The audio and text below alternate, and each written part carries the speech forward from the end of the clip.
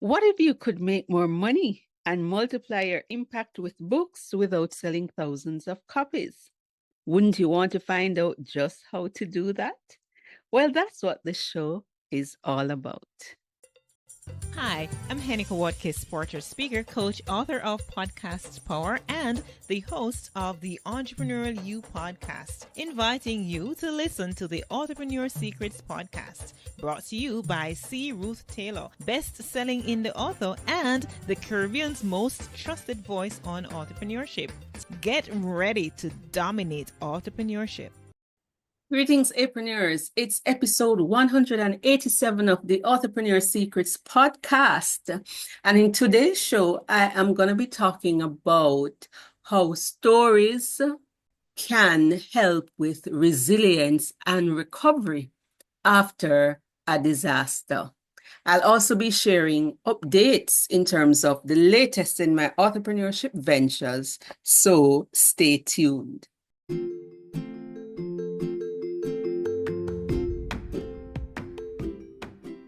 Your book is the perfect spark to get the fire going in your personal life, career, business, or ministry. Light that book spark today.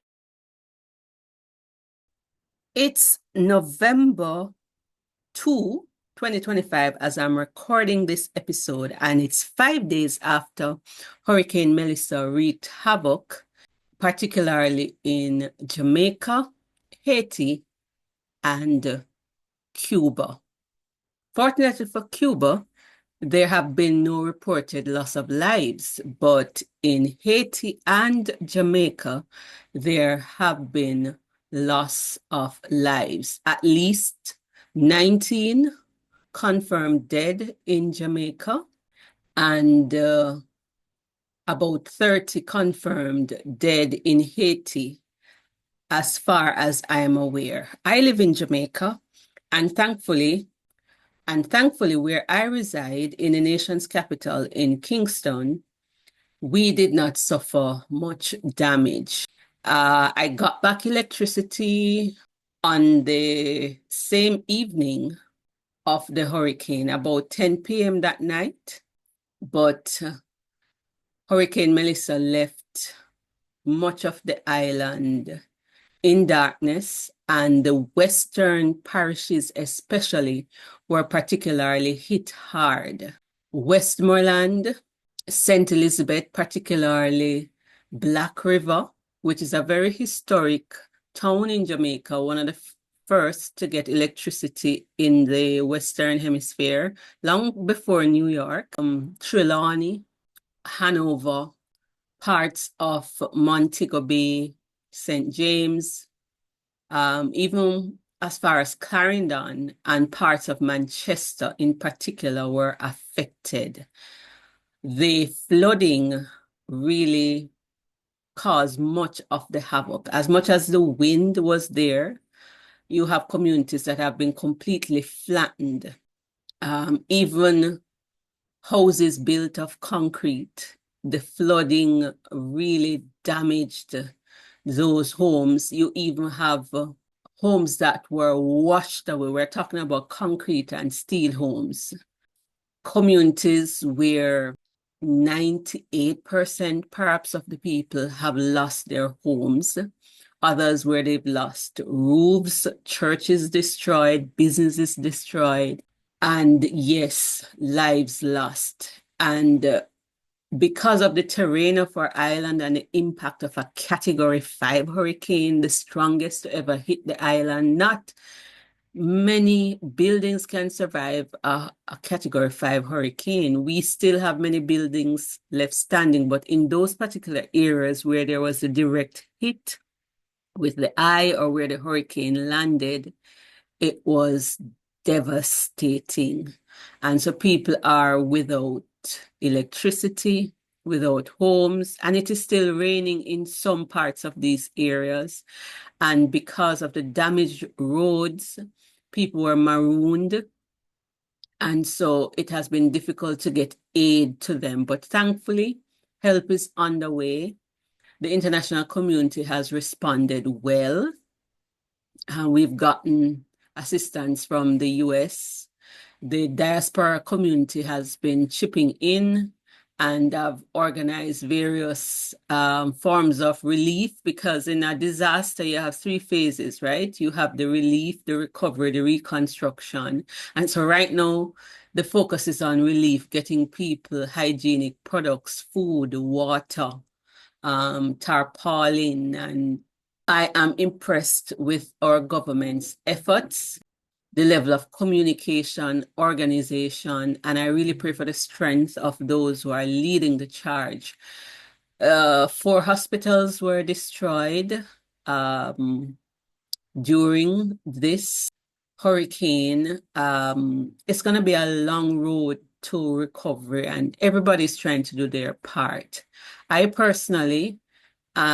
don't have any family members that I know of that were living in the parishes affected, and so my family is okay. I do have clients in Bamboo Sparks who have been affected, as well as their families. And so currently we are strategizing to see how best to help. And the government has set up lines of support, and I want to encourage persons to be very careful of the sites that you go to. Check out carefully the places seeking help, because there's a lot of scam sites, and you want to be sure that you're giving to the right support group. So you can check out support jamaica.gov.jm. There is food for the poor, which is legitimate. There is, like in the diaspora, there is GEM, and there are others. And over time, I'll post some of those legitimate sources of aid, right? Because you don't want the money to go down the drain, and you really want those who need help to get help. So I personally have started donating, and I am, as a leader of Bamboo Sparks, our team has met, and we're working on a strategic plan. We are a small company, but as we say in Jamaica, every mickle make a muckle. It's one Jamaica out of many, one people, and we need all hands on deck.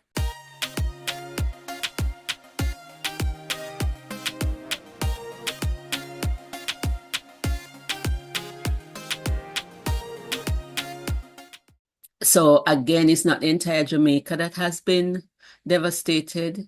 It's really about 5 parishes that got the brunt of it.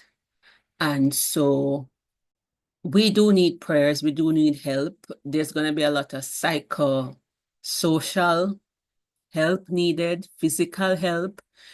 St. Elizabeth Technical was destroyed. Manning's High School, and these are outstanding institutions, and they will need to be rebuilt. One of the churches in my denomination, Hopewell Missionary, was destroyed, and there are others. The reports are still coming out. When you look at the roadways, I mean, category 5 is no joke. You know, over 175 miles per hour. And to get the brunt of that, the airport in Kingston has been reopened. The airport in Montego Bay took a couple of days, but they are now reopened as well. The Ian Fleming Airport is also open, and we thank God that some of these things are up and running. But many children will be out of school for months. People have lost livelihoods and everything that they've been working for many years, completely gone. We're talking thousands of families displaced. They've lost everything. You know, towns that were flourishing didn't have much beggars and a lot of poverty. St. Elizabeth was our breadbasket, you know, and so yeah, that parish was hard hit last year with Hurricane Beryl. That didn't make landfall, but still affected us. And then this year now with Melissa. So pray for Jamaica, pray for Haiti. Help is on the way to those countries affected. So it's not just Jamaica. I saw where aid is heading to Haiti. Again, a lot of the damage caused by the rivers that overflowed their banks and the flooding as well. So even the deaths in Haiti, it was a river that overflowed its banks as well. We saw reports, people had to be airlifted from their homes because the water rose to the top of the house, you know. And so many people are traumatized. And just watching the news, for me, it's been heartbreaking, a little survivor's guilt. But then, as a person of faith, I went back to look at the book of Nehemiah and how, though Nehemiah wasn't in Jerusalem, where there was devastation and everything, he galvanized support from where he was, and he was able to play a huge role in rebuilding his beloved city. And so I want to play my part, and I am playing my part, and I will be galvanizing support to help as many as I can. As a former missions person, I am used to mobilizing financial support and aid to send people to help because that was my job for 4 years. And when we did short-term missions, I personally would not have the resources, but I would galvanize support and gather both financial support, cash and kind, to help people. And I was able to partner with Operation Mobilization, where I work on other organizations and churches to send aid and gather financial support to help people in need. And so it's time for me to put on back my mobilization cap. And then I am no stranger to the type of effects that this disaster has had because I lived through Hurricane Gilbert. My grandmother lost her roof. We were praying when the roof went, and we had to seek shelter at my uncle's house. I remember my grandmother falling with my baby cousin at the time as we stepped up, into the house. I remember sleeping on the floor because when we went to our her mother's house, with the rains and everything, we didn't have dry mattresses, and so we had to sleep on the floor. I remember us packing out the books. I remember the shelf and the books just being destroyed. And as an author, that really stands out in my mind. And where we lived, we didn't have running water. We had to go to the river. So as a country girl, I understand that kind of liberty. And I have been through similar circumstances. The only difference is that at least we could have gone to our uncle's house for rescue in parts of St. Elizabeth and Westmoreland. You couldn't go to a neighbor's house to be rescued because everybody lost roofs, for the most part. And so it's multiplied. But having had a taste of it, I know our people are resilient and our people will bounce back. And I'm kind of feeling emotional, but God has blessed me with a network, and I'm going to use that network to help, in the three phases of recovery that's needed: the relief, the recovery, and the rebuilding. I am grateful for our leaders' foresight, especially the Honorable former Minister of Finance, Dr. Nigel Clark, who set up a catastrophe bond, and that payout can assist and will assist with the recovery effort because that is what, some 150 million US dollars or something of the sort.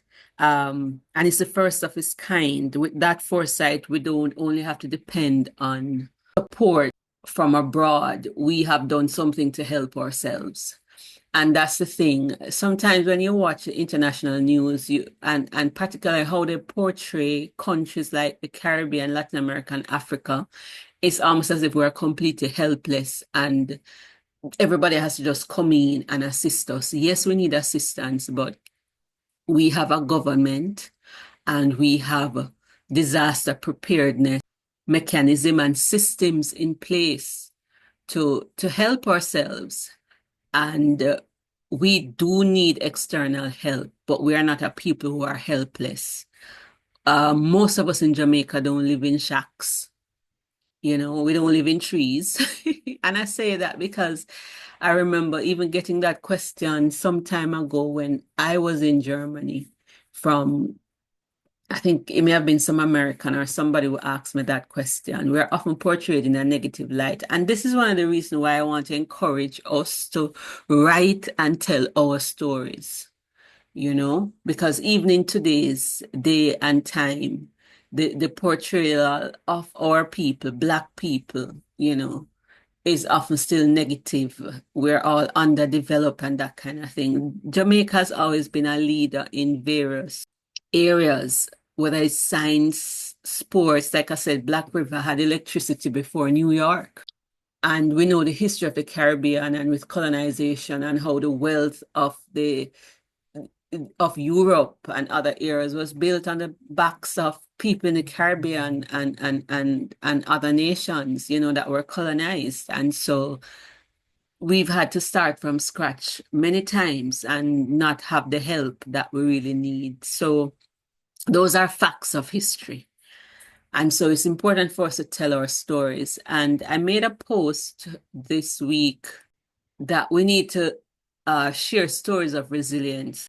The current 100-meter world champion, Oblique Seville, after the Paris Olympics, he was devastated because he finished 8th. We know that he can run fast, but he's always just finishing outside of the medal table.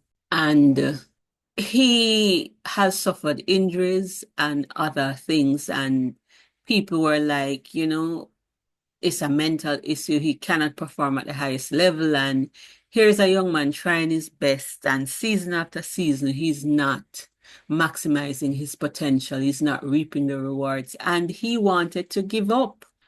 He thought about giving up the sport. But here comes his coach, Glenn Mills, one of the best track and field coaches in the world. His Jamaican coach told him a story of an athlete who refused to give up. And that story was part of his recovery. And today he's world champion. We need to tell our stories. Though the people affected have lost everything, they have a story. And many of these stories, their life story, and in every crisis, there's an opportunity. They have their stories to tell. These stories could become books. These books can be used as a platform for economic support, which is what my Vision 2030 is all about, poverty alleviation. This is what we would call now transient poverty caused by a disaster. It's not generational. This disaster has caused everybody to lose everything. And so this kind of poverty is transient, but you have your stories of hope, stories of people helping, stories of survival up to this point, stories of rebuilding to come in the future. And these stories, like I said, can turn into books, and these books can also be a platform that can be used for income. People have been displaced, so many to move. We don't know, but I pray for wisdom with our leaders that indeed there will be rebuilding. And as we rebuild, tell stories. And I am comforted by the fact that although our home was destroyed in Gilbert, we were able to rebuild. And there have been so many stories of resilience. We have a history of that. And so I want to encourage us to tell more stories to bring hope to others and then to record the story. One of my clients, who is actually from Black River, earlier this year, he mentioned that he wanted to write the story of Black River. And I think now is the time because the town has been decimated. The next generation may not know of what happened before. And so it's time to write and preserve our stories, which is why Bamboo Sparks, my publishing company, exists, to capture our stories, to preserve them. So the tone may be gone in terms of what it looked like before, some of those historic buildings and places, but we have pictures and we can write and publish these stories. And stories are an essential part of recovery and an essential part of resilience. And so, as a creative, I want to commit to telling these stories. Right now, we're doing a small book, big impact challenge. And I want to encourage us to write and tell more stories and turn those into published works. And there are some 30 different ways that you could spin your book into income sources. And I want to encourage our author community too. What can you do? How can we come together to help each other, to help the Jamaicans, to help the Haitians, to help those affected at this time? And I know there is all kind of stuff happening around the world, but in my neck of the woods where there is this disaster on my island, I want to rally support and think about how you can give and how you can shed light and how you can share a story of resilience to help, because that's what we need to rise. And so there's actually something called the Storytelling Recovery and Resilience Framework, So there's power in telling stories in the aftermath of a crisis.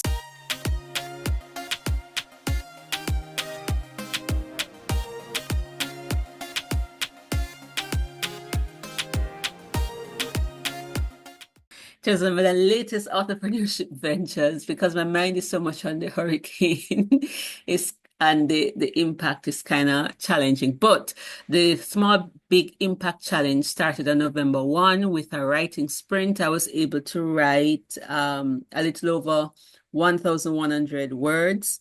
And I had the writing sprint, which will be every Saturday at 8 a.m. on Zoom, Jamaica time. And yes, there will be prizes that will be given out. And I look forward to the books that will come forth. Indeed, as I worked on a chapter for a book that I started on last year's challenge that I didn't finish, Untold Journey, Stories of Faith, Hope, and Transformation, I was looking at maintaining faith in dark times. And it's based on a sermon that I had preached. And I was able to even talk about impacts of this hurricane in it. Because as I compare and contrast the timelines, and indeed, yeah, don't lose faith, don't lose hope. A lot of my listeners are Jamaicans. Majority of my listeners. And so I want to encourage you at this time to chronicle those stories. Let's gather the stories of hope and resilience, because without hope, without anticipation of a better future, you can't rise. And it is the vision of a better future that will help you to get up out of despair and to do something. Others have bounced back from the tragedy of loss of lives, loss of so many things. And I believe our people are resilient. I love some of the songs coming out. There's one called Melissa Liquidum, But We Rise. And that is it, Melissa Liquidum. But our people will rise. All right, that's it for today. Just reminding you that of the making of books, there is no end. Go pen it to win it and dominate entrepreneurship. Ta for now, until next time.